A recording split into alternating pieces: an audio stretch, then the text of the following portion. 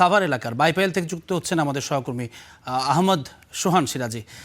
সিরাজি, আপনি একটু আমাদেরকে জানাবেন উত্তরবঙ্গগামী বাসগুলো মূলত সাভারের উপর দিয়ে যে তারপর টাঙ্গাইলে যায়, সাভারের চিত্রটা কেমন? মানে যানজট আছে কিনা এই এই অংশটিতে? আপনার সাভার অংশে কোনো যানজট দেখেছেন কিনা?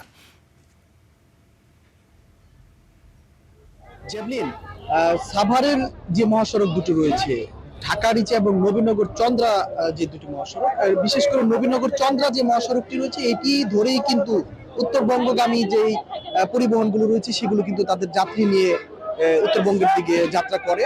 তো আমরা ঠিক যে মহাসড়ক রয়েছে চন্দ্রা মহাসড়কের সবচাইতে ব্যস্ততম যেই বাস স্ট্যান্ড বলা হয় বাইপাইল, আমরা কিন্তু সেই বাইপাইল এই মুহূর্তে, এবং এই বাইপাইলে কিন্তু ভোর থেকে আমরা দেখতে পেয়েছি যাত্রীদের যে চাপ সেটি কিন্তু যথেষ্ট রয়েছে। এর পাশাপাশি পরিবহনও কিন্তু আমরা দেখছেন যে একের পর এক কিন্তু পরিবহন এখান থেকে পার হয়ে যাচ্ছে তাদের যাত্রী নিয়ে নির্দিষ্ট গন্তব্যে। তো বলা যায় যে এখানে আজকে থেকেই মূলত যে ঈদ যাত্রার যে আমেজ সেটি কিন্তু শুরু হয়ে গিয়েছে, এবং দুপুর নাগাদ এখানকার যে অবশিষ্ট যে কিছু গার্মেন্টস রয়েছে সেগুলো কিন্তু ছুটি হয়ে যাবে সাভার অঞ্চলের এবং আশুলিয়া অঞ্চলের।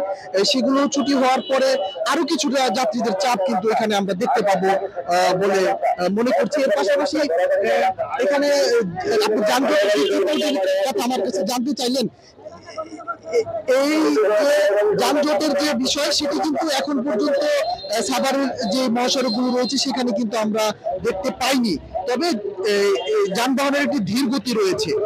তো যানজটের যে যানজট যেন না হয় সেই ব্যাপারে সড়কের যে শৃঙ্খলা ফেরানোর জন্য কিন্তু পুলিশের পক্ষ থেকে অতিরিক্ত যে ফোর্স সেটি কিন্তু মোতায়েন করা হয়েছে ইতিমধ্যে। এর পাশাপাশি বেশ কিছু স্বেচ্ছাসেবী সংগঠনের পক্ষ থেকেও কিন্তু আমরা এখানে সড়ক শৃঙ্খলায় তারা কাজ করছে সেটি কিন্তু আমরা দেখতে পাচ্ছি।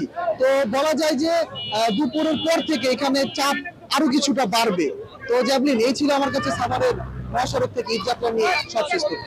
সোহান সিরাজি, আর একটা বিষয় আপনার কাছে একটু জানতে চাওয়া, সেটি হচ্ছে গত পরশুদিন সকালে গতকালকে যখন 15 জন মারা গেলেন একটি ট্রাক, রড বোঝাই ট্রাক উল্টে এই ঈদযাত্রা করতে গিয়ে, এরপরে আমরা সমালোচনা শুনছি যে ঢাকা থেকে যে টাঙ্গাইল পর্যন্ত গেল এত বড় রাস্তা, সেখানে প্রশাসনের কেউ কি দেখলো না যে একটা মাল বোঝাই গাড়িতে যাত্রী যাচ্ছেন ছাদে করে ঝুঁকি নিয়ে? তো আমরা এটি নিয়ে সমালোচনা হতে দেখছি। আজকে আপনি একটু আমাদেরকে জানাবেন যে প্রশাসনের অনেক মানুষ সেখানে নিয়োজিত আছেন, স্বেচ্ছাসেবক আছেন, কিন্তু এই তৎপরতা দেখেছেন কিনা তাদের ভেতরে, যে যাত্রী যারা যাচ্ছেন এই মাল বোঝাই ট্রাকে বা পিক আপে যে যাত্রীরা যাচ্ছেন তাদেরকে সতর্ক করা হচ্ছে কিনা বা তাদেরকে নামিয়ে দেওয়ার কোনো চেষ্টা দেখেছেন কিনা প্রশাসনের পক্ষ থেকে?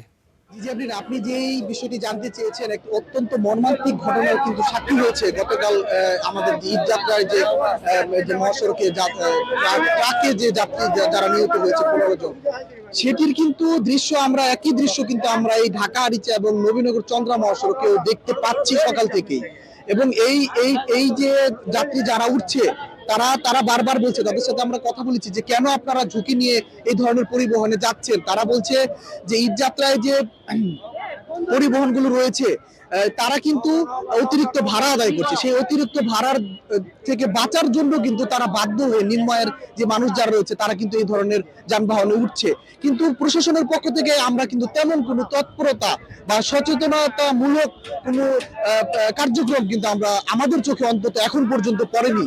তবে আশা করছি প্রশাসন এই বিষয়ে আরো সচেতন হবে এবং উদ্যোগী হবে যেন কেউ এই ধরনের ঝুঁকিপূর্ণ যাত্রা করতে না পারে। জি, ধন্যবাদ সোহান আপনাকে। আমরা পরবর্তীতে আবারও আপনাদের সঙ্গে যুক্ত হয়ে মহাসড়কের খবরটি আমাদের দর্শকদের জানিয়ে দেব। ধন্যবাদ আপনাকে।